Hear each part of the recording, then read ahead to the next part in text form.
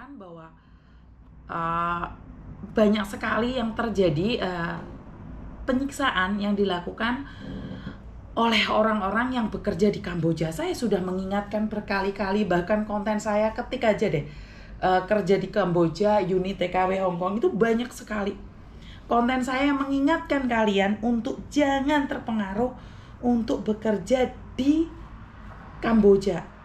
Kalian itu tiba-tiba diproses ke luar negeri tanpa proses yang benar. Kalian gak takut dengan penyiksaan-penyiksaan yang ada oleh saudara-saudaramu? Kalian tidak takut dengan apa yang diceritakan di media sosial? Atau kalian ingin merasakan sendiri? Hingga pada akhirnya kalian sendiri yang akan jatuh gitu loh. Saya mengingatkan ya, kalau kalian gak kenal saya itu masih wajar ya. Tetapi kalian harus cek informasi dulu. Jadi jangan sesekali kalian itu terpesona dengan gaji yang tinggi, pekerjaan yang enak. Sebelum saya duduk di tempat ini, sebelum saya ada di tempat ini, saya mengingatkan kalian semuanya bahwa semua pekerjaan itu ada prosesnya.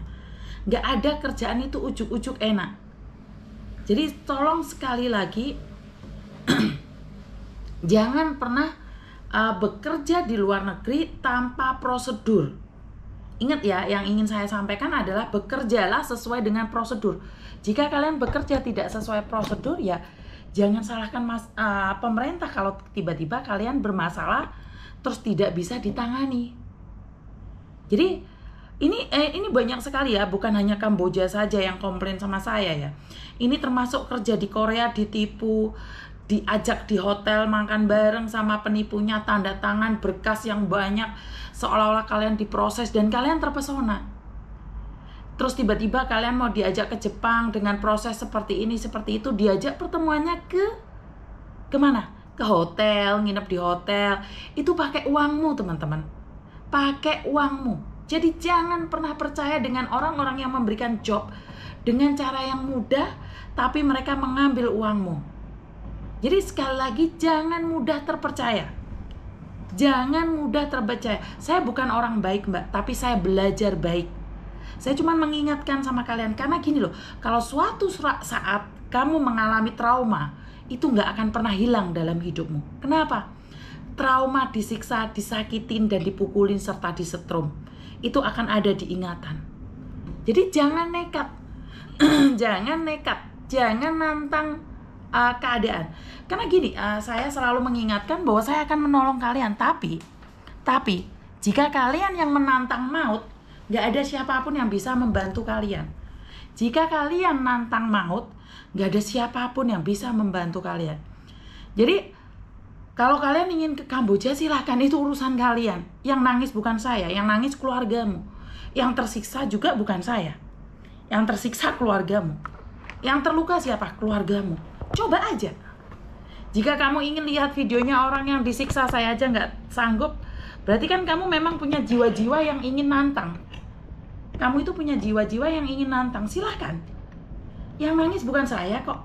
Yang nangis tuh adikmu, saudaramu, keluargamu, monggo. Kerja wes di luar negeri sakarepmu. Buddha loh. Saya cuma mengingatkan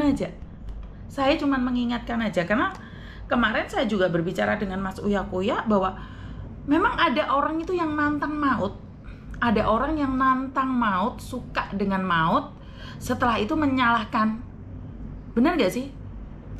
Jadi kalau kalian menanyakan bagaimana jasadnya bisa pulang, nggak mungkin bisa pulang mbak. Karena kalau kalian lihat postingan saya 6 bulan yang lalu, itu banyak sekali jenazah yang tidak bisa dipulangkan karena terbentur biaya.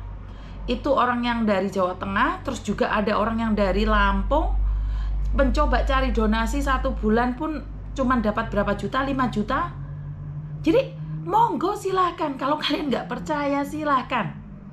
Karena di sini saya cuma mengingatkan, saya nggak untung juga nggak rugi kok.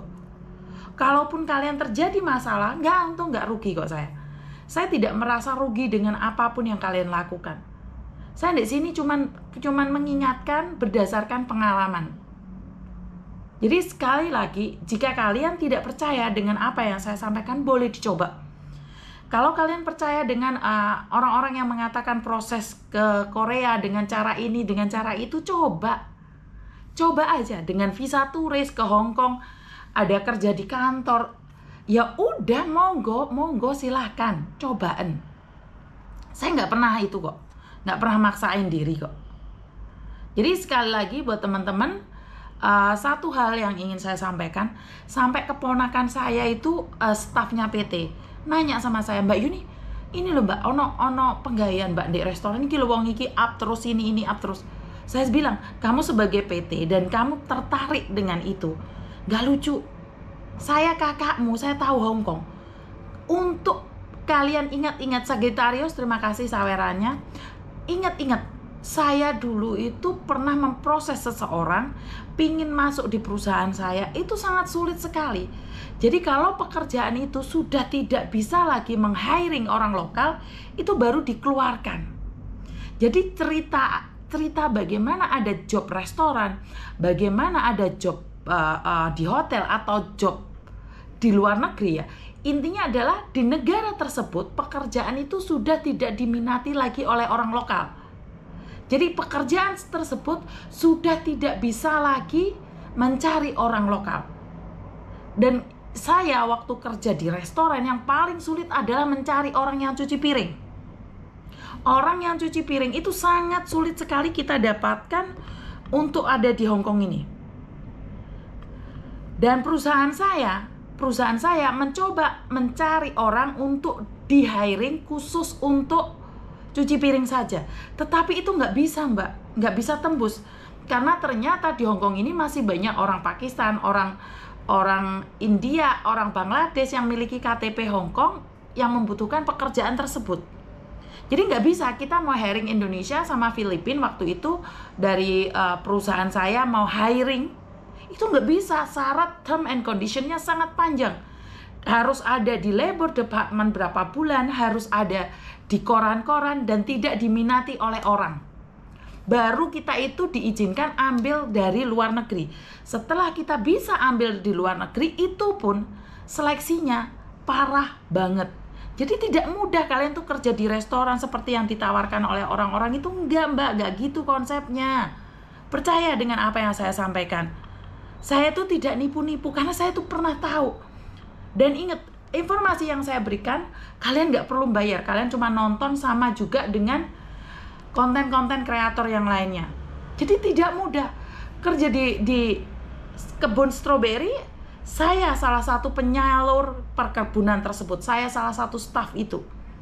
Saya yang proseskan bagaimana, seperti apa, sampai dapat kontrak kerja yang berwarna pink tersebut. Saya yang memproseskan. Jadi saya tahu bagaimana susahnya untuk mendapatkan kontrak kerja pink.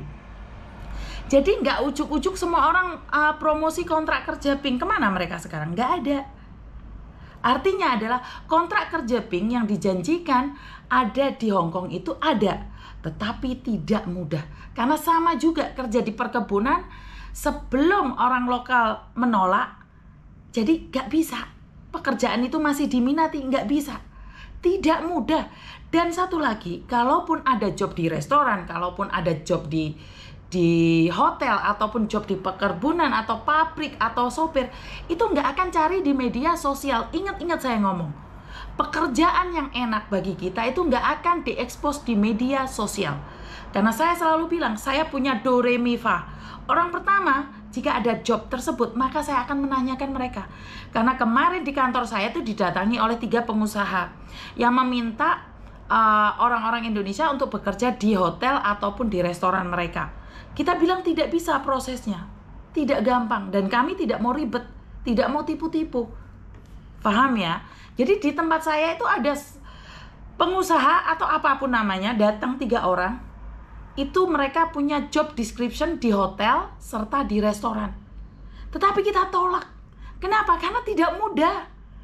Sebagai agensi yang ada di Hong Kong itu spend time-nya sangat jauh sekali, banyak sekali. Rus Sragen, terima kasih. SRG ya, Sragen ya.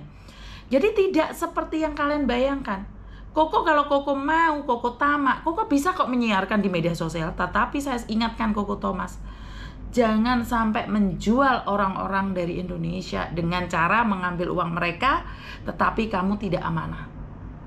Tolak jika kamu tidak mampu. Akhirnya orang tersebut kita tolak dan monggo pergi.